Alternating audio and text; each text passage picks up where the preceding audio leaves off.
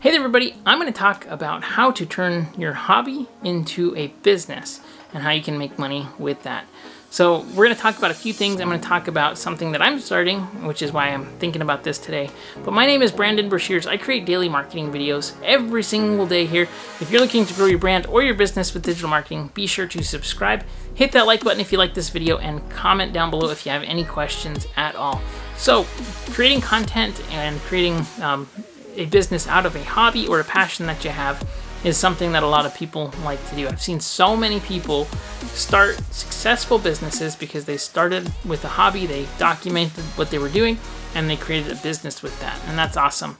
And I think there's just tremendous and endless opportunity with the invention of the internet to do this. And so we're so fortunate, and it's amazing that we're living in a time where if you were passionate about knitting, you could create knitting videos and knitting content and create a business around it. So we're going to talk about a few things. First, we're going to talk about when should you start and how should you start if you're thinking about pushing your hobby business into trying to make money with it. So I'm thinking specifically about this because I'm starting a 3D printer channel, and it's just something that I like to do with my daughters. And so I'm going to be just creating videos around 3D printing. I'm going to be teaching them how to create content, how to edit, and do all of these things. And so there's multiple benefits here. And so I get to help my kids kind of start a business online in 2019, which I think business in 2019 and beyond is extremely involved with content creation and building an audience and all the things involved with that. So I'm very excited about this to start with my kids and have them working on something that they can monetize and grow. But let's talk about a few things that you need to do. First thing that you need to do is if you have an idea that you are thinking about with your, starting a business around your hobby, number one, you need to make sure that you're going to be able to create content. So understand that the only way to reach and engage with an audience at scale with the internet is going to be through content. So you need to figure out, how can I reach these people best? And I think the question that you need to ask is, where are they spending time? So where's the audience spending a tremendous amount of time? And are there kind of searches or ways to show up in front of these people? So we either have to do paid or organic. Now, a lot of people, when they're starting out, they just get organic growth going on. That's totally cool because they're doing it as a passion and they're starting things out, and it makes sense that they wouldn't be running ads to it. But you need to understand, where are they going to be spending time? So if you are passionate or you have a hobby or something, where do people spend time that are in that community? How can you reach them, and how can you create content that will interest them?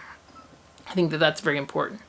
And then I think the next thing that you need to do is you need to set up all the appropriate social sites. And if you're planning on creating a YouTube channel and you just want to do YouTube, I think that's great.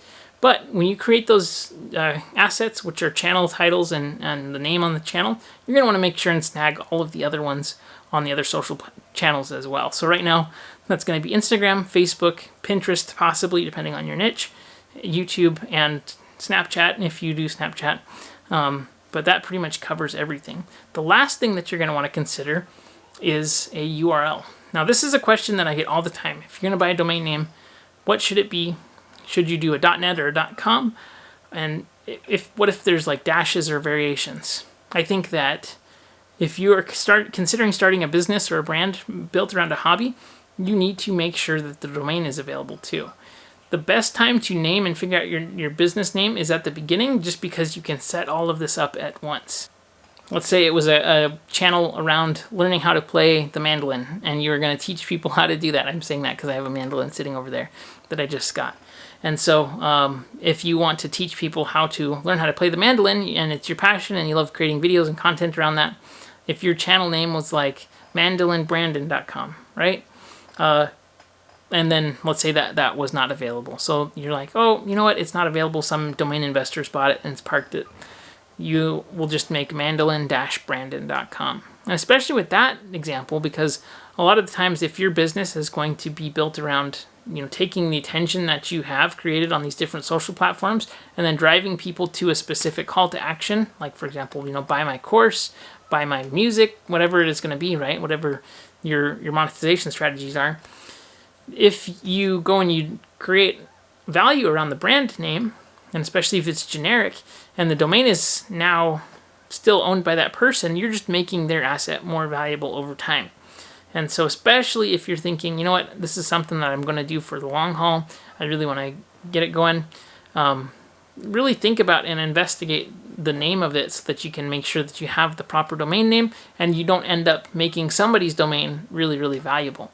I know that it sounds weird, but if you have a .net or a .biz or a whatever, you're going to lose so much traffic and type-in traffic, and you're going to just drive up the value of that domain. So really think about the name of it. It actually matters, and you're going to want to make sure and definitely put up the proper name. Now, when you're starting your channel or your social presence and things, there's a few things that I think you should do right away. Number one is you need to have proper branding materials across all of your platforms. So your Facebook, your Instagram, your YouTube, your Pinterest, whatever social channels you're on, they need to have the same brand feel across every single one of these platforms. The other thing that I think is extremely important is if you're going to have a website, make sure you have a way to collect email addresses. Make sure you have a way to collect phone numbers and addresses if possible. The more information that you can get and that you can own is going to be beneficial.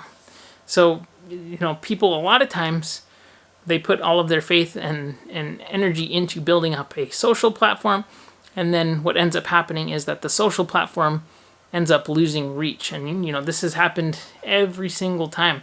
You have a platform that things are working out great, they make an algorithm change, and then dang it, we didn't have any backup plan.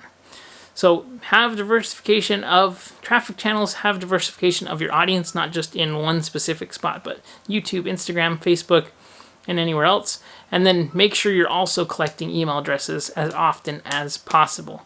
When you have an email address and you create a piece of content that's on Facebook or YouTube or Instagram, you're able to send your users to that content. So you're going to get more engagement, you're going to get more reach, and you're going to be far more benefited from having that.